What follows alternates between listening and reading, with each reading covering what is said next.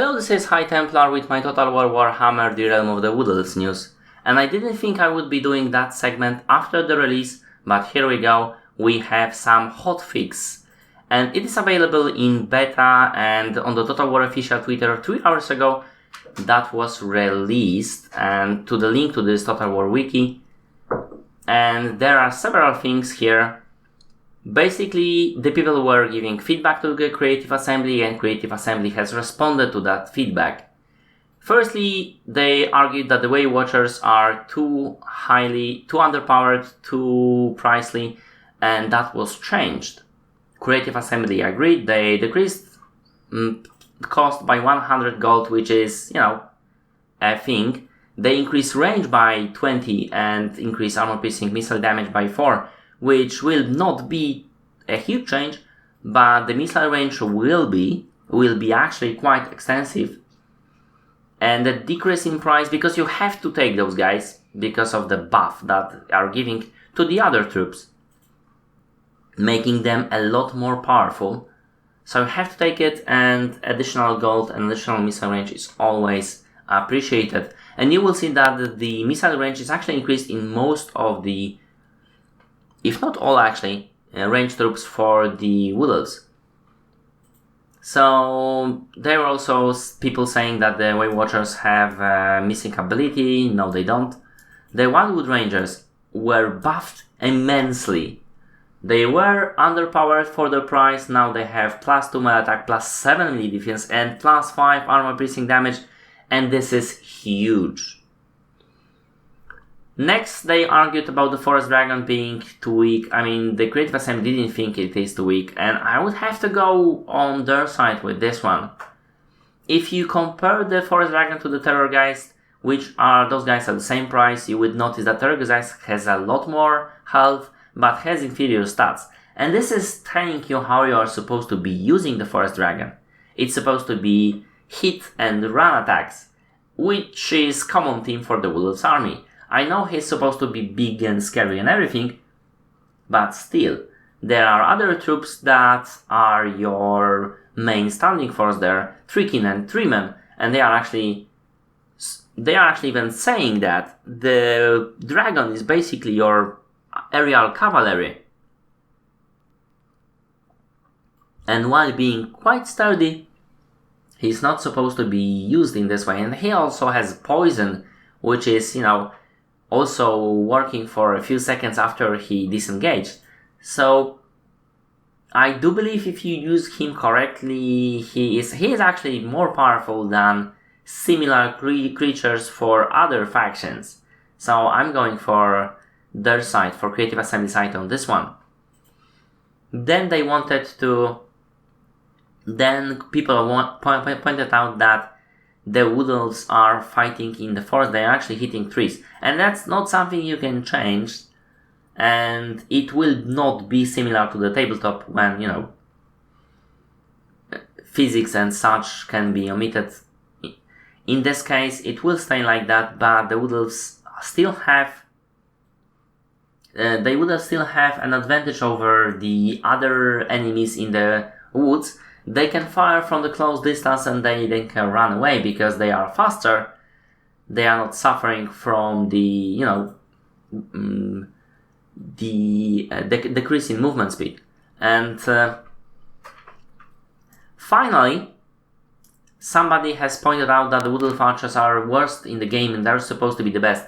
And what they mean is, for example, they lose to the Quellerers, and they also would lose to the other factions, like, Bretonnian peasants, if you are using them as, if you compare them gold to gold. So, for 10,000 gold, you will buy enough Bretonnian peasants to shoot out the elves, and that's true, but that's supposed to be that way.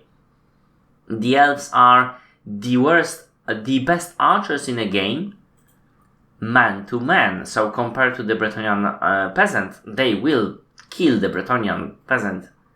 It's just that the humans are more numerous, and that's the problem.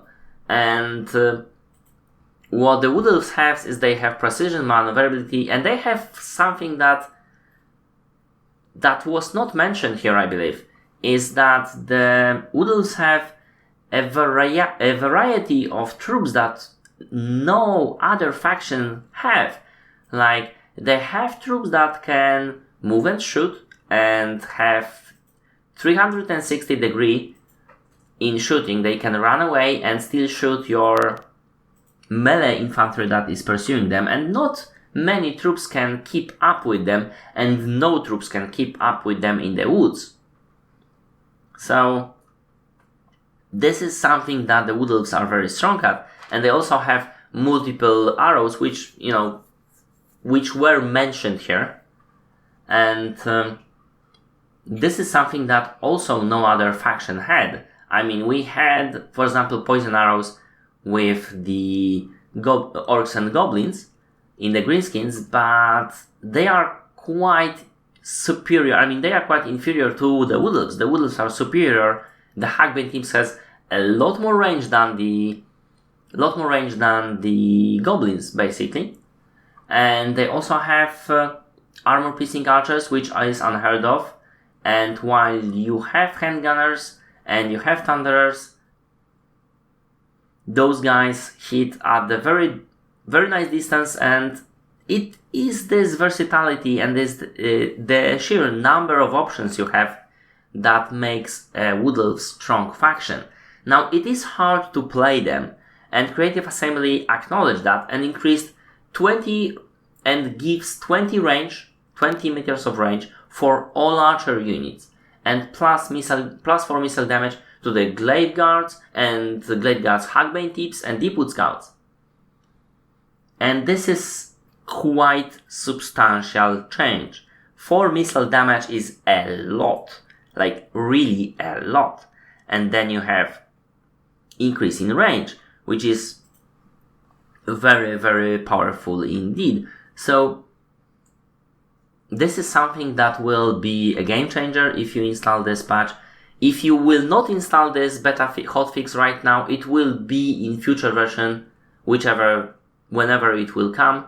But you can install it right now. You have to restart. It's this is basically the instruction how to do it. So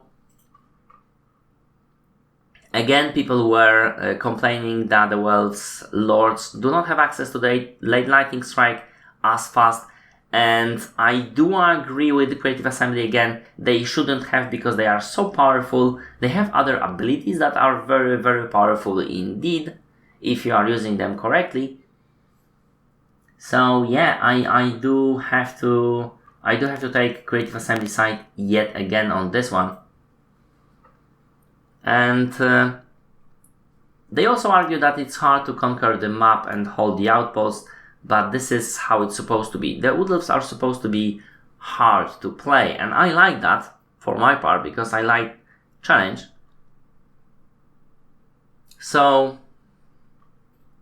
there are some fixes, some crash fixes, some combat animations, frequency increased, and and similar things, which is very nice for the Great Eagles, for example.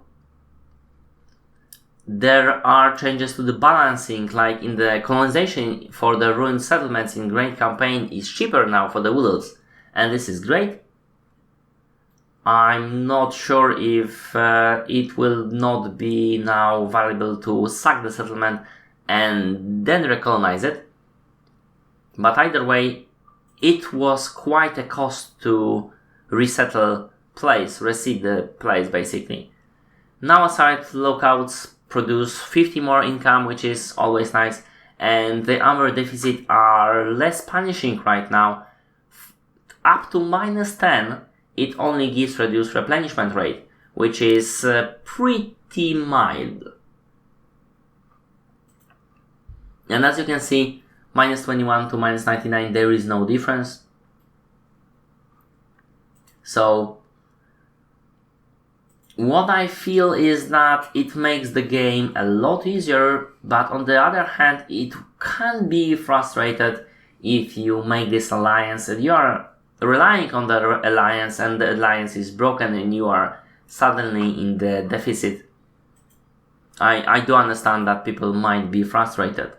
So the balancing, general balancing, that was already mentioned, pretty much all of it, all the way up here. So we have some additional missile damage, additional range, additional armor piercing, decrease in cost. We also have Eternal Gas.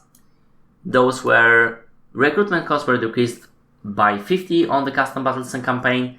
I'm not sure if that also is multiplayer battles. I will have to check that, because it usually, they say usually MP, so multiplayer cost. Then the Wild Wolf Rangers, which was already mentioned, and the Wild Riders plus 5 charge, which is very nice addition because they are kind of weak and they will still be kind of weak. Plus 5 is not enough. I mean, compared to other shock cavalry, because they have very low armor, they can be upgraded, I know. But as they stand right now, they are much less effective than they should be, even if you cycle charge them very fast. And I'm not sure I would see a mass change, for example, to the greater effect. But this is a problem that the entire Warhammer is suffering. I mean, in the Total War Ram 2, the mass of the impact of the charge had a much greater effect than it has in the Warhammer. And I don't like that. But I complained about that a lot before. So never mind that. So this is all, these are all the changes. And this is the end of this video. I hope you like it. If you did, press like, comment if you will, and see my other videos. I do DLC analysis and speculation videos, and I also do Let's Plays in Total War series and other games. I also do mechanics videos for Total War, so check out that also. And yeah, peace out.